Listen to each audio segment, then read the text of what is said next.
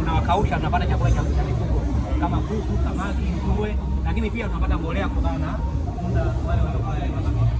Pia tuna mradi wa biogas. Mradi huu wa biogas unatengeneza kwa kutumia takaoza. Mabaki ya chakula ya majumbani, mboga mboga, tunayapindika baada ya kupika inakuwa imeoza, tunaweka kwenye mtambo wetu.